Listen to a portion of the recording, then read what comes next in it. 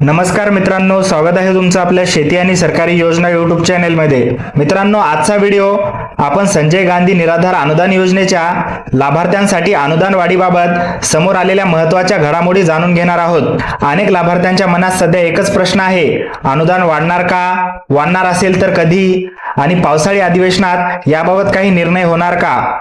या सर्व प्रश्नांशी संबंधित महत्त्वाची माहिती आपण या व्हिडिओमध्ये पाहणार आहोत, म्हणून हा व्हिडिओ शेवटपर्यंत नक्की पहा, जेणेकरून तुम्हाला संपूर्ण माहिती मिळेल। व्हिडिओ सुरू करण्यापूर्वी एक छोटीशी विनंती आहे, तुम्ही जर आपल्या चॅनलवर पहिल्यांदाच आला असाल तर चॅनलला नक्की सबस्क्राइब करा, जेणेकरून असेच महत्त्वाचे व्हिडिओ तुम्हाला सर्वात आधी मिळतील। चला तर मंडळी, व्हिडिओला सुरुवात करूया। मित्रांनो, सर्वप्रथम महाराष्ट्राच्या पावसाळी अधिवेशनाबद्दल थोडक्यात समजून घेऊया। राज्याचे पावसाळी अधिवेशन 22 जून पासून सुरू झाले असून ते 10 जुलै पर्यंत चालणार आहे। या अधिवेशनाकडे संजय गांधी निराधार योजना, श्रावणबाळ योजना आणि इतर निराधार योजनातील लाखो लाभार्थ्यांचे लक्ष लागलेले आहे, कारण गेल्या अनेक दिवसांपासून लाभार्थी सरकारकडे अनुदान वाढीची मागणी करत आहेत। यामुळे अनेकांना अशी अपेक्षा होती की या अधिवेशनामध्ये अनुदान वाढीचा मुद्दा उपस्थित केला जाईल, त्यावर चर्चा होईल आणि कदाचित सरकारकडून एखादा सकारात्मक निर्णयही जाहीर केला जाईल। मात्र आता अधिवेशन संपायला फारच कमी दिवस शिल्लक राहिले आहेत। अशा परिस्थितीतही अनुदान वाढीबाबत कोणताही मोठा निर्णय किंवा स्पष्ट घोषणा समोर आलेली नाही। पण याच दरम्यान अनुदान वाढीशी संबंधित एक महत्त्वाची माहिती समोर आली आहे। ती माहिती नेमकी काय आहे ते आपण पुढे सविस्तर जाणून घेऊया। मित्रांनो, समोर आलेली ही महत्त्वाची माहिती नेमकी काय आहे ते समजून घेऊया। 12 जुलै रोजी दिल्ली येथे राष्ट्रीय दिव्यांग एकता मंचाच्या वतीने एक मोठे महासंमेलन आयोजित करण्यात आले आहे। या संमेलनामध्ये फक्त महाराष्ट्रातीलच नाही तर देशातील अनेक राज्यातील प्रतिनिधी सहभागी होणार आहेत। या कार्यक्रमाचा मुख्य उद्देश म्हणजे दिव्यांग व्यक्तींना मिळणारे अनुदान वाढवावे, ही मागणी सरकारपर्यंत ठामपणे पोहोचवणे। यासाठी मोठ्या संख्येने प्रतिनिधी एकत्र येणार असून आपल्या मागण्या सरकारसमोर मांडणार आहेत। म्हणजेच या संमेलनाच्या माध्यमातून दिव्यांग वाढीचा मुद्दा अधिक ठळकपणे सरकारच्या नजरेखाली आणून देण्याचा प्रयत्न केला जाणार आहे। यामुळे आता अनेक लाभार्थ्यांचे लक्ष 12 जुलै रोजी होणाऱ्या या महासंमेलनाकडे लागलेले आहे। मित्रांनो, आता या संमेलनातील सर्वात महत्त्वाचा मुद्दा समजून घेऊया। या कार्यक्रमामध्ये दिव्यांग व्यक्तींना दरमहा 6,000 रुपये पेन्शन देण्यात यावी, अशी मुख्य मागणी करण्यात येणार आहे। म्हणजेच या संमेलनाचा केंद्रबिंदूच अनुदान वाढ हा असणार आहे। यापूर्वीही विधानसभेमध्ये बच्चू कडू यांनी हा मुद्दा उपस्थित केला होता। त्यावेळी त्यांनी असे सांगितले होते की देशातील काही राज्यांमध्ये दिव्यांग व्यक्तींना महाराष्ट्राच्या तुलनेत अधिक अनुदान दिले जाते, त्यामुळे महाराष्ट्रातही अनुदान वाढवण्याची गरज आहे। आता त्याच मागणीला पुन्हा एकदा बळ देण्यासाठी 12 जुलैच्या महासंमेलनामध्ये दिव्यांग व्यक्तींना अनुदान वाढीचा मुद्दा सरकारसमोर ठामपणे मांडला जाणार आहे। म्हणून या संमेलनाकडे अनेक लाभार्थ्यांचे लक्ष लागलेले आहे।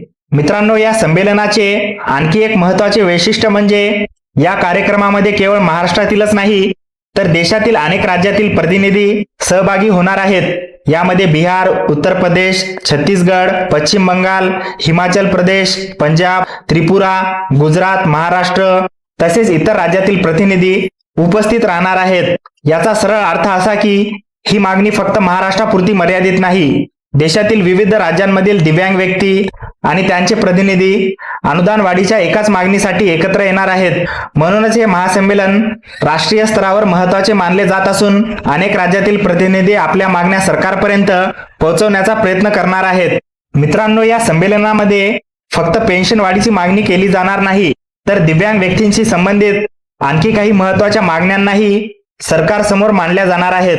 सर्वात मोठी मागणी म्हणजे दिव्यांग व्यक्तींना दरमहा 6,000 रुपये पेन्शन लागू करण्यात यावी। याशिवाय सरकारी नोकरीमध्ये दिव्यांग व्यक्तींना 5% आरक्षण प्रभावीपणे लागू करण्यात यावे, अशी मागणी करण्यात येणार आहे। तसेच दिव्यांग व्यक्तींच्या विविध प्रश्नावरही या संमेलनात चर्चा होणार असून त्या मागण्या सरकारपर्यंत पोहोचवण्याचा प्रयत्न केला जाणार आहे।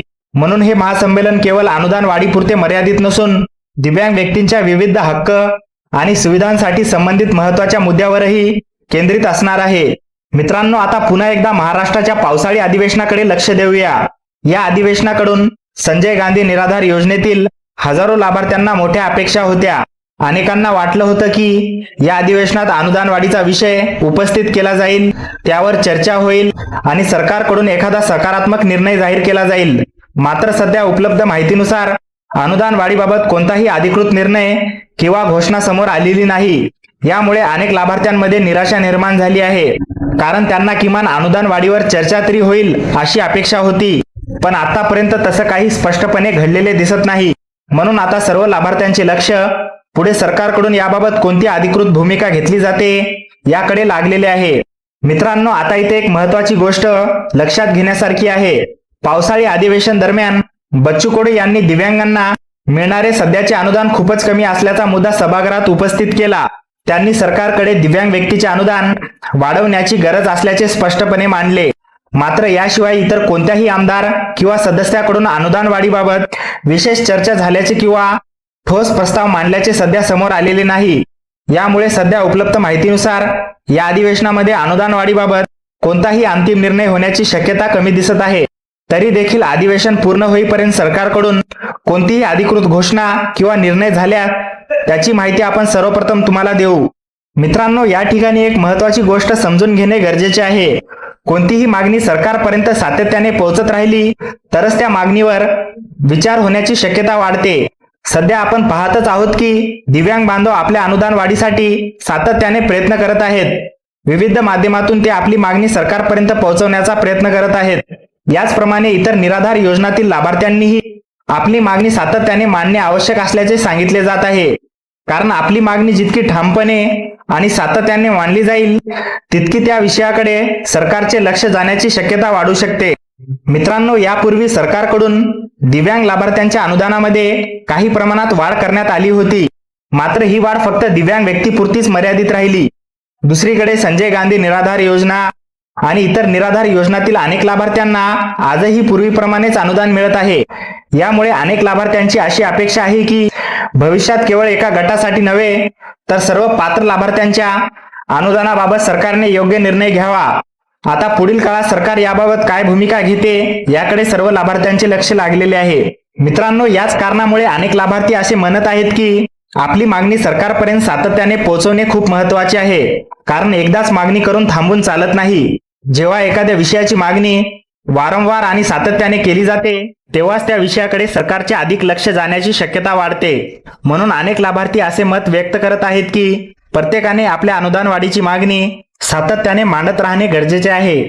यामुळे भविष्यात या विषयावर सरकारकडून सकारात्मक विचार होण्याची अपेक्षा व्यक्त केली जात आहे. मित्रांनो, सध्या 12 जुलै रोजी राष्ट्रीय दिव्यांग एकता मंचाच्या माध्यमातून आयोजित करण्यात आलेल्या या महासंमेलनाकडे अनेक लाभार्थ्यांचे लक्ष लागलेले आहे.